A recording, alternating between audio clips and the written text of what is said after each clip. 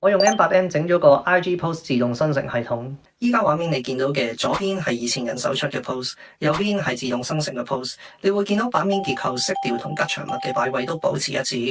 標題喺上面，主體喺中間，整體都係跟翻同一套設計規範。呢條 workflow 嘅運作邏輯係：每日朝早9點，系統會揀選適合嘅主題，為選中咗嘅主題做詳細嘅資料搜集。搜集完所有相關資料之後，先會開始寫 post 裡面嘅內容，最後合成一個完整嘅 IG post。出 post 之前，做好咗嘅內容會先 send 去負責人 email 做確認，確認完之後先會自動 upload 去 Instagram，同時記錄落 Google Sheet，以免將來重複內容。根據公司以往做法，以前一篇內容大概需要30分鐘做資料搜集，再加4至8個鐘頭做設計，平均每篇成本約為750蚊港幣一篇。依家透過自動化流程，每篇成本大大減少至為2個半一篇，亦基本上唔需要任何額外人手參與。如果你想睇完整免費教學點樣去做呢條 workflow，留言 Carson，我會即刻 send 俾你。